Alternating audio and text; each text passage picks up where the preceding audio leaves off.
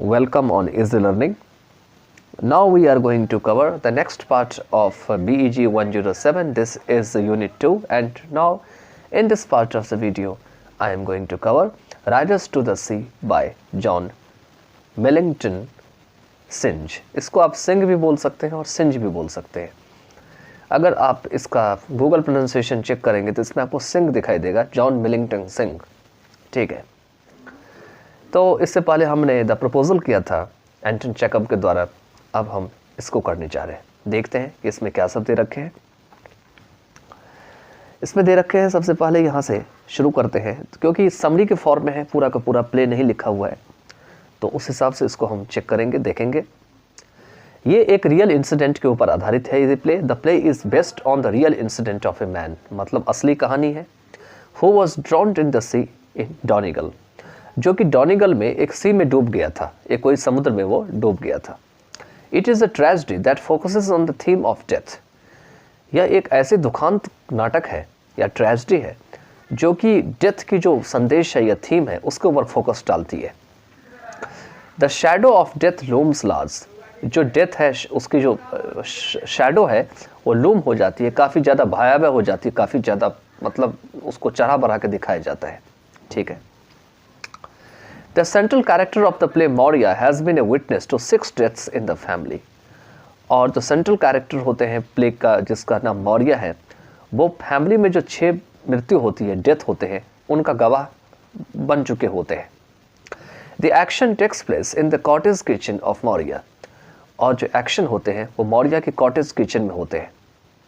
There are only 4 main characters: Maurya, the old woman, Bartley, her son, Cathleen, her daughter and Nora. केवल इसमें main 4 character होते हैं. एक तो मौर्या होते हैं जो ओल्ड वुमन होती है, बार्टले जो उनके सन होते हैं, कैथलीन जो उनकी बेटी होती है, डॉटर होते हैं, और नोरा जो कि उनके छोटी बेटी होती है, यंगर डॉटर होते हैं. In the exposition, all the characters are introduced and the central subject as well. कहते हैं जैसे शुरू होती है प्ले, वैसे जितने भी कैरेक्टर्स होते हैं उन सभी का परिचय कराया जाता है, और साथ में सेंट्रल जो ऑब्जेक्ट सब्जेक्ट होते हैं, खास करके क्या मामला है उसके बारे में भी बताया जाता है. अब नेक्स्ट दे रखे हैं, Maurya is disturbed because her only surviving son Bartley is determined to go to the Galway fair. Maurya ज़्यादा परेशान होते हैं क्योंकि उनके जो एक ही मात्र बेटा है जो जिंदा है, जिसका नाम बार्टले है, वो बिल्कुल वचनबद्ध हो जाता है, डिटरमिन मन बना लेता है कि वो गॉलवे फेयर या मेला में जाएगा घूमने के लिए. The theme of death and the devastating power of the sea are also made evident.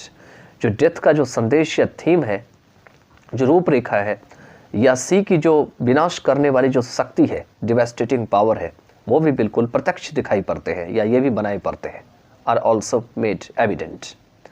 As the action progresses, Maurya laments at length about the deaths of all her family members. जैसे ही action आगे बढ़ती है वैसे मौर्या जो है उनके family में जितने भी मेम्बर्स मर जाते हैं उसके ऊपर काफ़ी लंबे समय तक विलाप करते हैं. लेमेंट मतलब विलाप करना, रोना. At length. Her 5th son was missing and it is from the identification of his clothes that it is declared that he too drowned in the sea. उनके जो 5वें बेटे होते हैं वो भी गायब हो जाते हैं, और कपड़े की पहचान से पता चलता है या यह घोषणा कर दी जाती है कि वह भी समुद्र में डूब गया है. He too drowned in the sea. The final catastrophe is when Bartle's body is brought in and laid on the plank. अंतिम जब कैटास्ट्रॉफी तब दिखाई पड़ती है जब बार्टले की शरीर को लाया जाता है और उसे एक लकड़ी के तख्ते पर में लटा दिया जाता है. और कहते हैं कि यहाँ पर में फाइनल कैटास्ट्रॉफी का मतलब है कि आपका अंतिम जो बैड सिचुएशन होती है वो तब होती है जब बार्टले की बॉडी को जो है ब्रॉट किया जाता है, लाया जाता है और तख्ते पे लिटा दिया जाता है. She is suddenly transformed. उसके अंदर अचानक बदलाव आते हैं.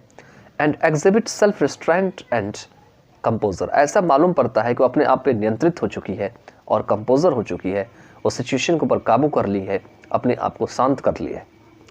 She has the capacity to accept reality. उसके अंदर क्षमता होती है सच्चाई को एक्सेप्ट करने की. Bartley's death imparts the completion to Maurya's cycle of suffering. अब बार्टले की जो डेथ होती है वो मौर्या की जो सफरिंग की जो चक्र है या साइकिल है उसको पूरा करने के बारे में बताती है या इम्पार्ट करती है। आपको पता है कि बार्टले कौन है, उनके सन है, किसके, मौर्या के हैं, ठीक है।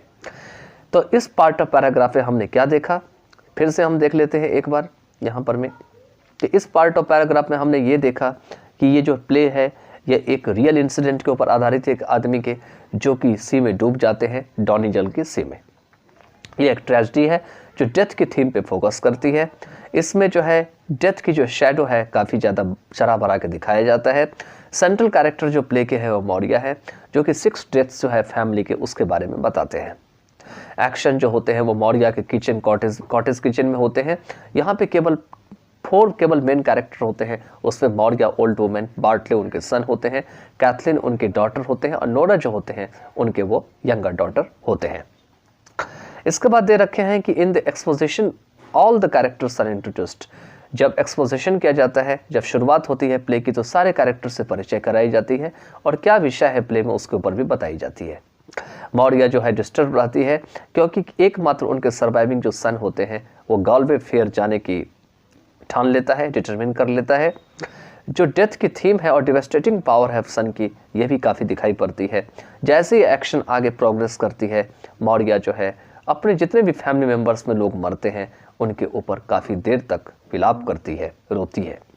उनके जो 5th सन है वो गायब हो जाती है और उनके कपड़े की पहचान से यह घोषणा कर दी जाती है कि वो अभी समुद्र में डूब गया है। जो अंतिम बैड घड़ी तब आती है, बैड सिचुएशन तब आती है जब बार्टलेस की बॉडी को लाया जाता है, उसे तख्त पे, लकड़ी के जो तख्त बने होते हैं उस पर लिटा दिया जाता है। उसके अंदर अचानक से परिवर्तन आता है।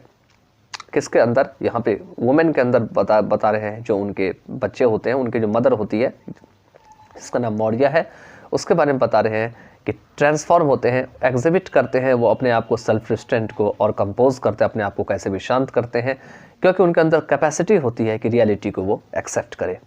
बार्टलेस की डेथ है, ये मौर्याज की जो सफरिंग है, साइकिल ऑफ सफरिंग है, उसको पूरा होने की पूरी जानकारी या इम्पार्ट करती है। इसके बाद अगर नेक्स्ट पैराग्राफ में इसमें देखें तो दे रखे हैं, इसमें दे रखे हैं next, the structure is not at all loose. इनकी जो पूरा का पूरा प्ले की जो रचना है, मतलब स्ट्रक्चर है, वो पूरा इतना कमजोर नहीं है।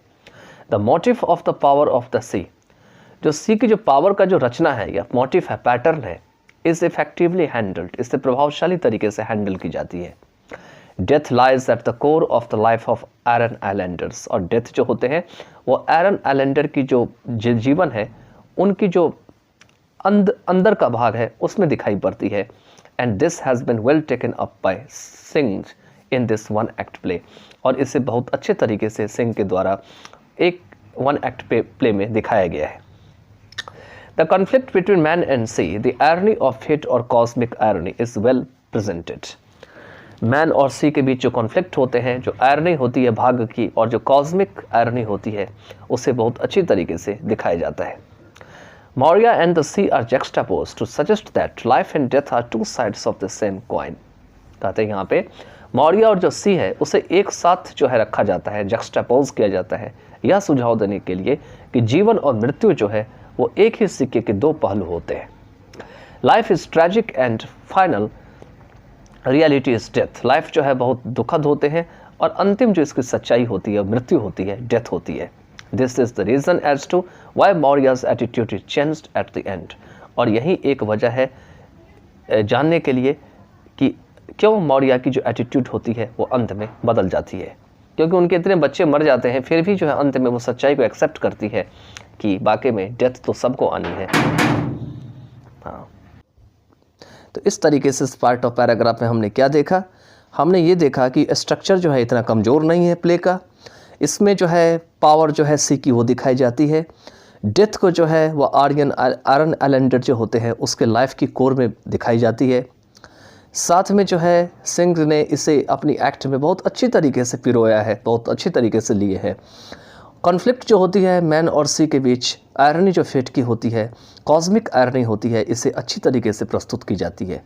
मौर्य और जो सी होते हैं उन्हें एक साथ दिखाया जाता है, जक्सटापोज की जाती है, या सजेस्ट करने के लिए कि लाइफ और डेथ जो है वो एक ही सिक्के के दो पहलू होते हैं। लाइफ ट्रैजिक होती है और अंतिम रियलिटी डेथ होती है।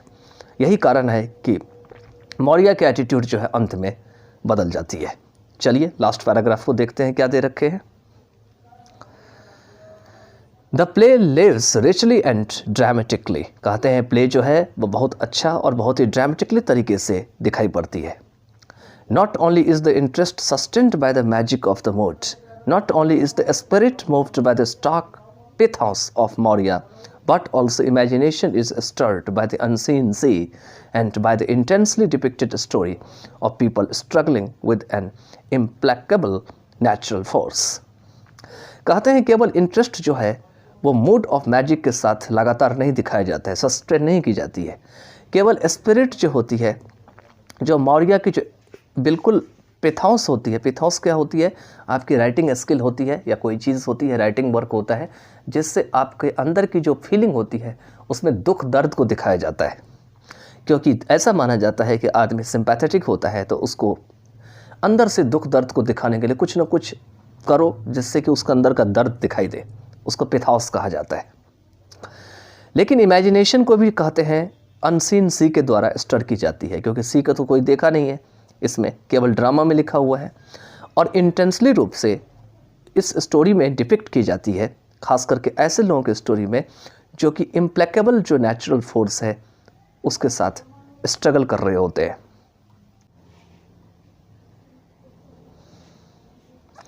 और ख़ास करके जो इम्प्लेकेबल होते हैं उसमें कोई भी चीज़ बदलने का कोई गुंजाइश नहीं होता है, तो इसीलिए इसको इम्प्लेकेबल नेचुरल फोर्स कहा जाता है। Its depth lies in its language and the rhythm inherent in the limited action and passive experience.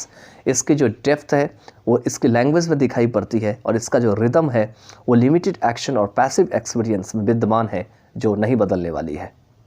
It is a tragic chorus which draws its strength from the quality of acceptance. यह एक tragic coarse है जो कि अपनी ताकत को, अपनी जो क्वालिटी ऑफ एक्सेप्टेंस है, जिसको स्वीकार करने की जो क्वालिटी होती है वहाँ से ये लेती है, वहाँ से ड्रॉ करती है, वहाँ से निकाल लेती है। तो इसके साथ जो है ये प्ले भी एंड होता है। चलिए प्ले की समरी एंड होती है। हम पहले एक बार फिर से जो है इस पैराग्राफ की जो है आपकी क्या मीनिंग है उसको थोड़ा शॉर्ट में बताने का प्रयास करते हैं। इसमें दे रखे हैं कि प्ले बहुत ही अच्छा है, बहुत ही ड्रामेटिकली रूप से यहाँ पे दिखाया जाता है। केवल जो है इसमें मैजिक ऑफ द मूड को नहीं दिखाया जाता है, केवल जो है स्पिरिट को जो है और जो मौर्य के जो पिथॉस है, स्टार्क पिथॉस है, उसके द्वारा नहीं दिखाया जाता है, बल्कि इमेजिनेशन को भी जो है अनसीन सी के द्वारा बिल्कुल जगाया जाता है, स्टर किया जाता है और बहुत गहरे तरीके से इसे उस लोगों के पीपल की स्टोरी को में दिखाई जाती है, डिपिक्ट की जाती है, उसको चित्रण किया जाता है, बनाया जाता है, खास करके ऐसे लोगों को जो इम्प्लेकेबल नेचुरल फोर्स के साथ स्ट्रगल कर रहे होते हैं। इस प्ले की जो गहराई है वो उसकी लैंग्वेज में है, रिदम जो है वो लिमिटेड एक्शन और पैसिव एक्सपीरियंस में इनहेरेंट है। यह एक ट्रैजिक कोरस इसमें दिखाई देती है जो कि आखिर में एक्सेप्टेंस की जो क्वालिटी होती है कि लोग कुछ चीज़ों को एक्सेप्ट करने को जल्दी तैयार नहीं होते हैं, लेकिन यहाँ पे एक्सेप्ट करने की बात कही गई है। तो एक्सेप्ट करने की जो क्वालिटी है वहाँ से इसकी स्ट्रेंथ या मजबूती दिखाई पड़ती है। तो इसके साथ जो है the rider of the sea जो या राइडर टू द सी जो है, जो आपका जॉन मेलिंगटन जो सिंह के द्वारा लिखा गया है, तो उसकी यहाँ समरी एंड होती है। अब हम नेक्स्ट पार्ट ऑफ वीडियो में जो है रूपर्ट ब्रूक के द्वारा लिखा गया प्ले को हम समरी को देखेंगे। Bye then take care of yourself and enjoy this video.